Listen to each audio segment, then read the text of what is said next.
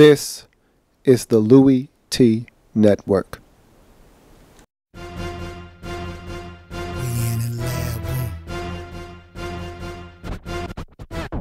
Man, I love some football. Man, I love some football. My favorite week is week 1, cause I'm watching football. First comes the preseason, now I don't take a day off. And then it gets even better when your team makes the playoffs. 32 teams go hard for one thing.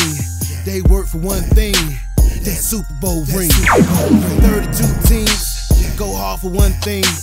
They work for one thing, that Super Bowl ring. Yeah.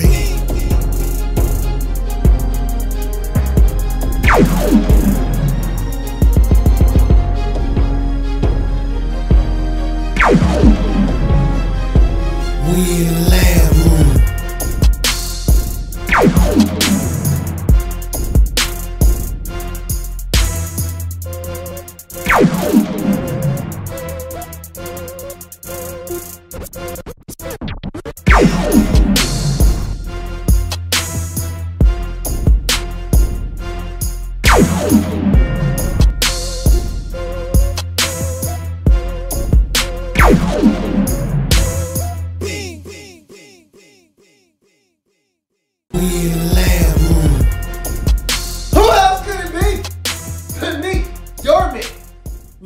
Welcome, you are in the lab room. Of course, I'm your host, Lou. Thank you for joining me.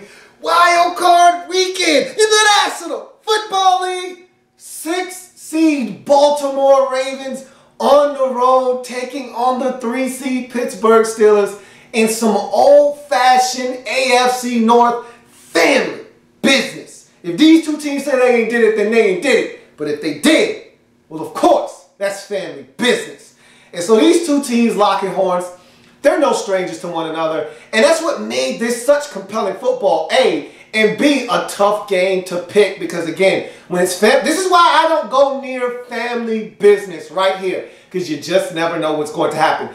Each team won during the regular season at home by double figures, so you thought to yourself, Steelers at home, playing with some momentum. They've got the advantage here. Ravens did not come into the postseason playing great football. However, no Le'Veon Bell in this game, no L.Bell for the Steelers, and to me, he's the most invaluable piece of this offense. You take him out of the mix, and you look at the Ravens, and I talked about, this was the last thing I said on the preview video. I said, don't ever count the Baltimore Ravens out. This is a team that knows how to get it done come January, come February. This team knows how to get it done. And they gave us a nice little nugget to chew on before the game started. Harbaugh, 5-0 in the postseason in his first game. So he's never lost the opening round game in which he's played, whether it's in the divisional round because they have a bye or it's in wild card weekend. And I can't remember, I'm pretty sure the Ravens under Harbaugh have never had a bye. So it's always wild card weekend and he's never lost. He's 5-0 going into this game, in the first game of the postseason in which he coaches, and the guy just knows how to get it done. I talked about him and Flacco and the success they've had as a coach-quarterback combo in the postseason. These guys just get it. So that scared me as well. So you add to the fact that it's family business. These two teams know each other extremely well. You tell me that Le'Veon Bell isn't going to be able to go for the Steelers, and then you add to the fact that it's the Ravens and they just know how to get it done in the postseason. I was a little nervous, but the play on the field that I saw from this Ravens team finishing up the season kind of turned me off a bit. So I thought that the Steelers would still be able to do enough. But I also said, man, this Ravens team, this is a tricky bunch. Because just when you think they're out, just when you think you've got them right where you want them, they strike like a cobra. And so this was a scary game for me, and it turned out to be exactly that. Let's break this one down. 6 seed Ravens, 3 seed Pittsburgh Steelers. To Heinz Field we go. Steelers start fast as they move the ball on their first 2 possessions, but they only have 3 points to show for them at the end of the first quarter. 3-0 Steelers on top in this game. And let me talk about this quickly. I've talked about the Ravens, and I've been impressed with this Ravens defense, especially in the red zone, all season long. Go back to my first video for this team in week 1 when they played Cincinnati. Remember that game? In Baltimore, Cincinnati dominated that game 6 ways to Sunday. I mean, they really offensively did what they wanted to do in that game. But they only had 23 points. They only were able to muster 5 field goals and 1 offensive touchdown in that game. The Ravens clamped down on them in that game and did not allow them in the end zone, despite them getting inside the red zone at least 5 or 6 times in that ball game. And that registered with me in week 1 when I saw it. And that's something that the Ravens did throughout the season. One of the best red zone defenses. In fact, they were number 2 in the league in red zone defense. And you saw it in this game. And it's been a hallmark, a calling card of sorts for this Ravens team. Part of the reason why they're in the postseason now is the fact that the defense is stingy. When they get into the red zone, they don't allow teams in the end zone very often. And so even though the Steelers dominated that first quarter, this score easily could have been 10-0, easily could have been 14-0. The Ravens defense clamped down when they needed to. It's only 3-0 Steelers in this game because the Ravens defense stood up tall when it mattered most. And that's what they've done all season long. I also talked about that in the preview for this game. So we go to the second quarter. On the heels of a M&M personal foul penalty, I'm not a huge fan of this call. It's the right call. I'm not a huge fan of this call. However, you're down the field 40 yards, deep ball to Double J, Jacoby Jones. Beautifully defended on the play by Bryce McCain. And all of a sudden, they throw a flag because Mike Mitchell lights Jacoby Jones up. Yeah, helmet to helmet, I guess. Defensive receiver, maybe. I'm not so sure that I really like this call or not. But again, it's the right call. 15-yard penalty. Then Justin Forsett and that ground game for the Ravens starts to get lathered up. They start moving the football down the field. And to me, he's the focal point of the offense for the Ravens. As he goes, so does this team. If he's having success, the offense will be successful because all of a sudden now Joe Flacco has play-action fake opportunities to push it down the field. And that's what he wants to do. We know Joe Flacco has one of the liveliest arms in the league. He wants to throw it deep to Torrey Smith. He wants to throw it deep to Steve Smith Sr. He wants to push the football down the field. And if the running game gets going, all of those avenues are then open for one Joseph Flacco. And so Forsett gets going. Steelers defense is starting to be gashed on the ground. And this was something I also talked about in the preview video. I said, look, what Steelers defense is going to show up? The one that we saw at the beginning of the season that was just giving up chunks of yardage left and right, or the defense that, as of late, had been playing much better football, getting a little bit of pressure on the quarterback, starting to stop the run a lot better. What defense was going to show up? I wasn't sure because I said I was not sold on this Steelers defense. And I said, and I've been saying this all season long, if the Steelers don't maximize the potential of this season, if they don't see this season come to fruition, it's going to be because of the defense. This offense is top-notch. This defense, however, is not. And so if this season falls apart, the defense will be to blame. And in this game, the defense was not at its best. And again, you can sit here and talk about the Le'Veon Bell injury. That's a huge part of why they didn't get it done in this game. Get stops. Force the Ravens to punt the football. Force the Ravens to kick field goals. They didn't do that enough in this game, and so they weren't able to come out on top. But Justin Forsett gets it going on the ground. You add in that penalty, and so Bernard Pierce comes in, polishes off the drive, an 8-play, 80-yard drive by the Ravens. Bernard Pierce gets in from 8 yards out on the ground. It's now a 7-3 ball game. Baltimore up. So the big difference in the game, Steelers, they get in the red zone, they settle for a field goal. Ravens get in the red zone, they punch it in. It's 7-3. Ravens on top. Ravens hurting themselves with self-inflicted penalties. Steelers have to kick a field goal. It's 4th and 1. And so they're going to send out their kicker, Sean Sweezum, for a 47-yard field goal attempt. 12 men on the field. Are you kidding me? And they got away with it on the third down. The down prior, on 3rd and 1, the referee stopped the game and said that, okay, we made a mistake. We thought they had 12 men on the field. They didn't. So they got away with one. They do it on the very next snap, which is almost unbelievable. So you send 12 guys out there. Steelers get a fresh set of downs. They aren't able to get in the end zone, however, still have to settle for a field goal. So even though they were able to bypass it, and they had another penalty, okay? Another penalty by this Ravens team. They had their cornerback, Rashawn Melvin, commit a personal foul penalty. He ended up actually leaving the game on a defenseless receiver hit because he stung himself on that play. And luckily enough, he was able to come back. Ravens can't afford any more injuries to that secondary that's already very thin. And so the fact that I'm talking to you about a Rashawn Melvin, have you ever heard of him? No, you haven't. I can answer that for you. Lets you know that they can't afford too many more injuries in that secondary. Luckily, he was able to come back, but did commit a personal foul penalty on that play. It gave the Steelers the ball, 1st and goal inside the 10-yard line. Steelers, once again, denied by this Ravens stingy red zone defense. Have to settle for that field goal. It's now 7-6. So even though, you know the mantra, you know the motto, field goals don't win games. Touchdowns do. And what did John Harbaugh say at halftime? He said, hey, field goals aren't going to beat us in this game. He already knew what time it was. You know what time it is. And so, hey, look, there's no secret here. It's not a secret in this league. You want to win games, get in the end zone. Pay dirt is the way to do it. You want to kick field goals? Knock yourself out. I like to see you try and beat me with all field goals. It's not going down that way. And so Harbaugh already knew what time it was. If we continue to hold these guys to field goals, we're going to win this game. And so he was confident at the half that, hey, my team continues to do what we're doing, we're going to win this game.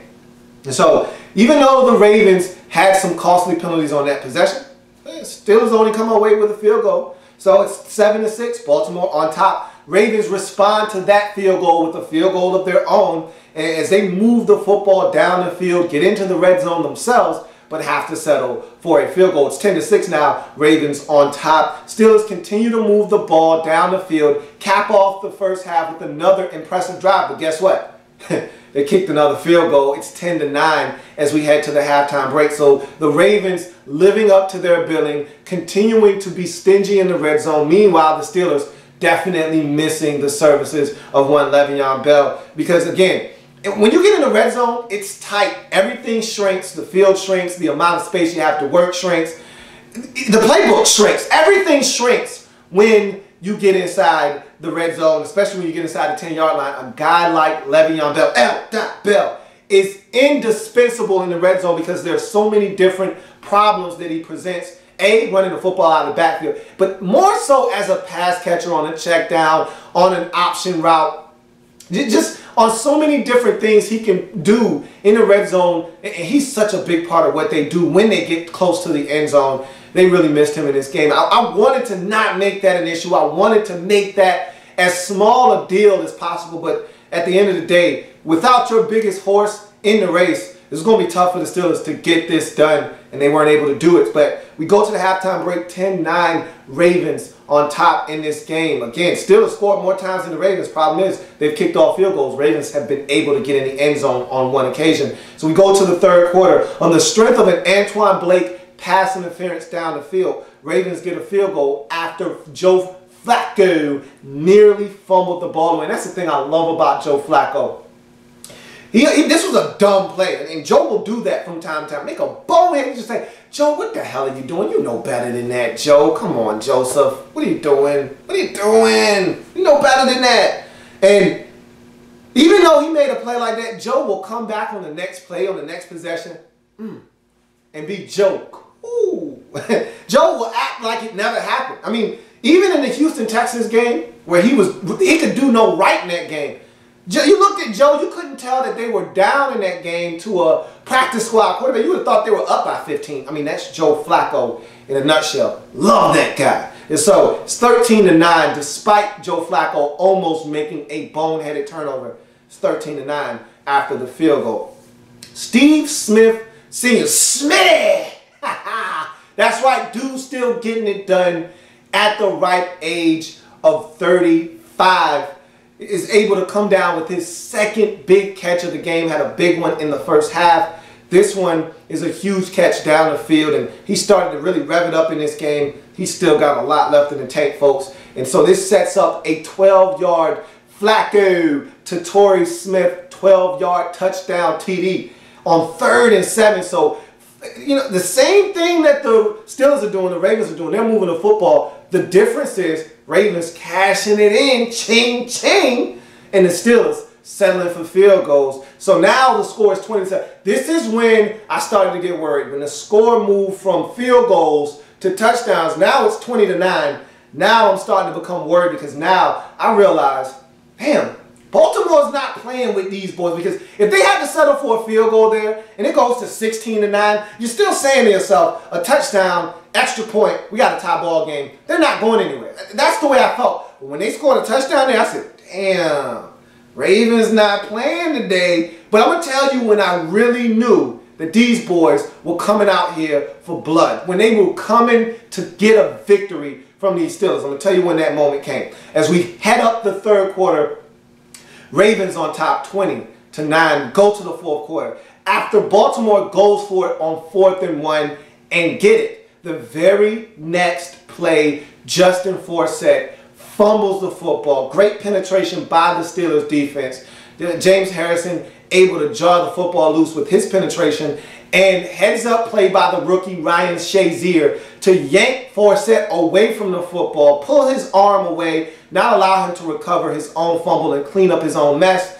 Steelers are able to pounce on the football, gives them great field position. The very next play, Ben goes up top to Tones for a 44.5-yard strike down to the half-yard line. Was originally ruled a 45-yard touchdown. Replay overturns it. They put the ball back on the half-yard line. I ain't gonna lie to you, I was a little worried when they did that, because I said, God damn it, these Ravens, they don't play in the red zone. They got some big boys up front. Nata's back. Brandon Williams is a horse. Chris Canty was in this game. I said, man, they got all the big boys back.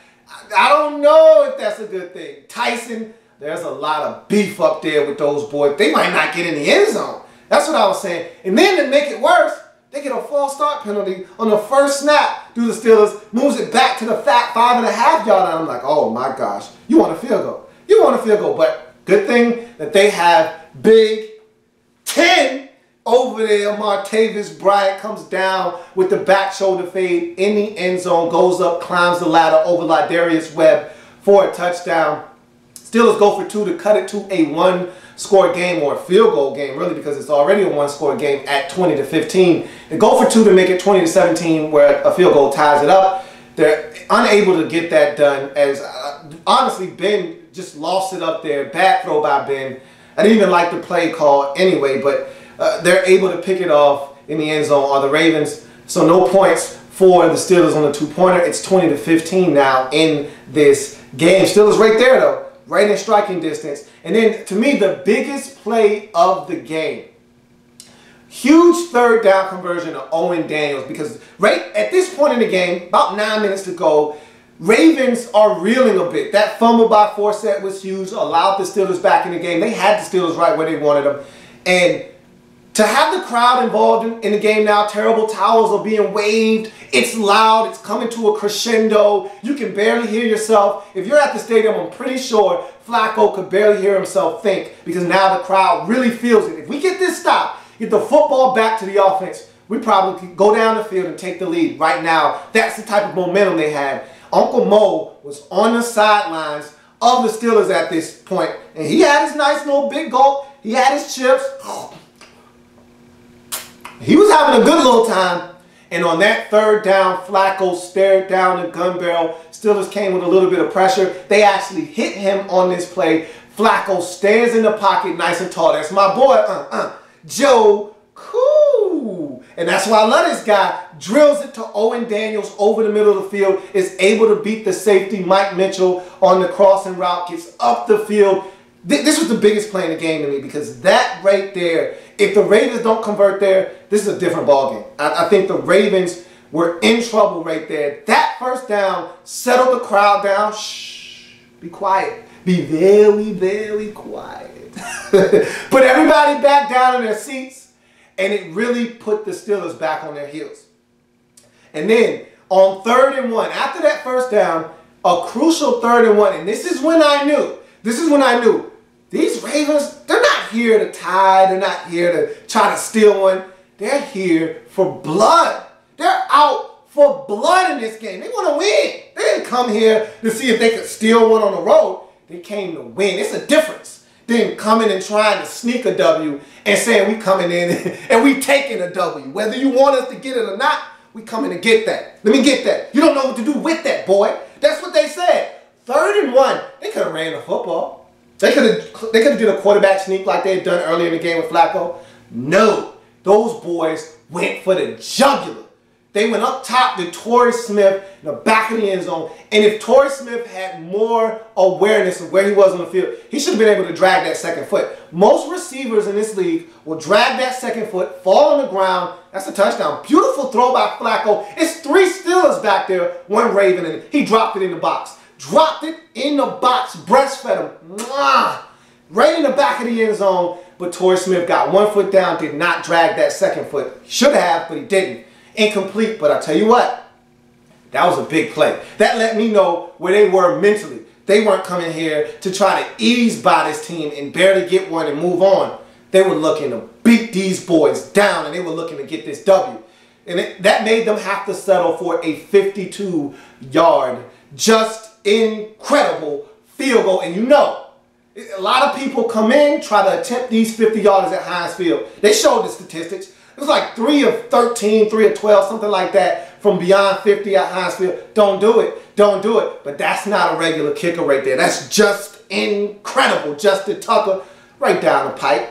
52 yards. And so the Ravens take a 23-15 lead. Still 1 possession game, but they're up 8 in the ball game. Ben flustered by the blitz. And this is when I knew, I think there was no play in the game that bigger signified the loss of a guy like Le'Veon Bell, L.Bell, than this play right here. Ben flustered by the blitz.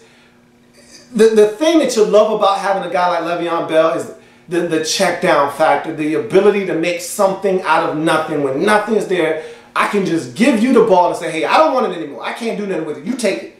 And this guy turns a 2-yard gain into a 22-yard gain. And this was one of those plays where you just want the running back to just catch the football. Ben, under pressure, he throws it to Ben Tate, who just got there literally 5 days ago, and skips right off his fingers, very catchable football, into the hands, or should I say thighs, of T. Sizzle, who was outstanding in this game, whether he was getting pressure on Ben or just jacking them up in the run game. He was outstanding in this. I love that guy. He's such a hell of a player, especially at this stage of his career. You expect there to be a sharp drop-off and decline. There's not. He's still one of the best ballers on that side of the football for the Ravens. And this play right here, you can't, I mean, this is crazy, right? I mean, this is so athletic. This is just crazy is what it is. He has it in his arms. It slips through his hands, goes to his legs, and he squeezes that thing like a thigh master. Squeezes the life out of that ball. You ain't going nowhere. It gets that interception.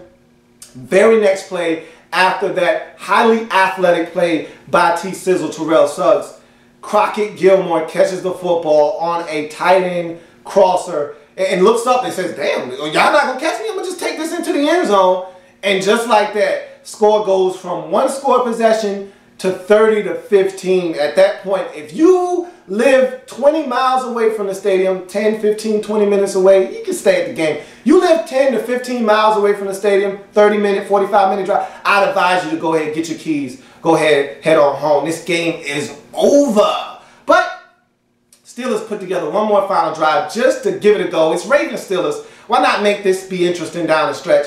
Ben takes a shot, has to lead the game. Bruce Gradkowski comes in, completes the pass, gets a first down. Ben comes back in, next play, throws an interception in the end zone. And that was all she wrote as the Baltimore Ravens go in the Heinz Field and bum rush the Pittsburgh Steelers 30-17. They tack on a safety late block punt by Shamarko Thomas. Luckily enough for the Ravens, it goes out of the end zone and it's only a safety instead of a possible touchdown. But 30-17 is your final score. Ravens dominate this game, especially in the second half. I thought the Steelers actually dominated the first half, but had nothing to show for it. Give the credit where credit is due. The Steelers, or excuse me, the Ravens defensively did it again. They did it again. You know what you got to do.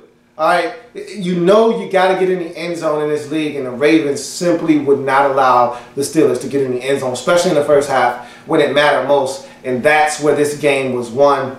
You feel bad for the Steelers. Le'Veon Bell, if he plays, the outcome could have been different. You really don't know. You can't say, but you'd like the Steelers' chances with him in the lineup. They were playing really good football. This offense was clicking with him in the lineup. You take him out, and all of a sudden, they can only muster 15 points versus the Baltimore Ravens. I'm going to tell you what. You want to know who the biggest loser of Saturday was? Wasn't the Arizona Cardinals.